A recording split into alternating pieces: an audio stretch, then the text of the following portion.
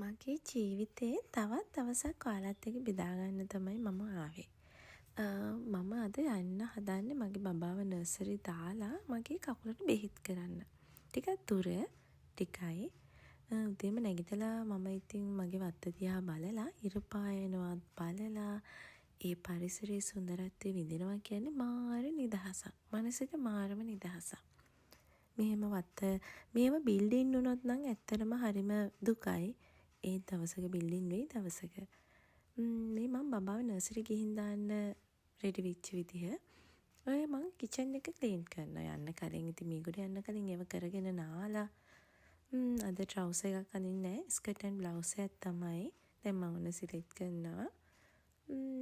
ඔන්න ඉතින් මම දැන් ඔව තෝරගෙන කරගෙන දැන් රෙඩි වෙලා දැන් යන්න ලෑස්ති වෙන්න එපා. ගේ දොර අස් කරලා නිකම්ම යන්නත් බෑනේ දැන් ඉතින් මට. බබාව අක්කලා ගෙදරින් දාලා යන්නේ. ඒ කියන්නේ එයාව ගන්න කියලා නර්සරි ඉවර වුණාම මම අක්කයි තව ඩීෂි නංගිත් එක තමයි යන්නේ බස් එකේ අද. හින කාලෙකින් බස් එකේ යන්නේ. හරිම අමාරුයි මට ඒ කියන්නේ බස් වල යනවා කියන්නේ ලොකු කමඩ නෙමෙයි. මට හරි තෙහෙට්ටුයි ඇඟට. හෙල්මට් එක දාගෙන ඔලුපක්කා වගේද දන්නේ නැහැ. ඕක තමයි මගේ හෙල්මට් එක. අක්කලා ගෙදරට ගිහින් ඊට පස්සේ බස් එකේ යනවා අපි කට්ටියත් එක්ක. මම පණ්ඩිතය වගේ කියවනවා. ගණන් ගන්න එපා ඒවනම්. ඩීෂි නංගිත් කියනවා අපි අක්කන වෙන වැඩක්. අපි ඉතින් පාරේ යන මිනිස්සු බලන් ඉන්නවත් දන්නෙත් නැහැ. අපි ඔහේ යනවා ඉතින්. ඔන්න ඉතින් මීගොඩ නිස්කලංක ආයුර්වේදයට අපි ආවා. පේෂන්ට්ලට හොඳින් ප්‍රතිකාර කරනු ලබන තැනක් තමයි මීගොඩ ආයුර්වේදය. ඇත්තටම මම හරිම රෙකමන්ඩ් කරනවා. අපි යක්කල ඉඳන් තමයි මීගොඩ ආයුර්වේදයට යන්නේ.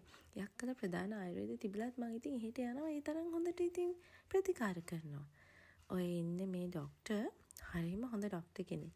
ඇත්තම කියනවා මගේ මම්මා. මම්මා උනාට ඉතින් ලෙඩුන්ට හොඳින් ප්‍රතිකාර කරනවා. එයාට වැඳ වැඳත් යනවානේ සමහර පේෂන්ට්ලා. මට මේ අමාරුම වැඩක් තමයි ඔය කරලා ඉවත් කරේ. දැන් ඔන්න බලන්න මගේ වේදනාව ඔයාලට දැනේ කොහොම වේද කියලා. දැන් ඔන්න තෙල් ගාලා ඊට පස්සේ ස්ටීම් කරනවා. ස්ටීම් කරාට පස්සේ දැනේ මගේ වේදනාව කොච්චරද කියලා ඔයාලට. මම මේ හිටියට ඔය අල්ලන තැන්වල පොඩි කෑ ගහනවා. අම්මේ දැක්ක නේද මගේ වේදනාව? දැන් ඉතින් අපි ගෙදර යනවා. ඔච්චර තමයි අද දවසේ මගේ වැඩ.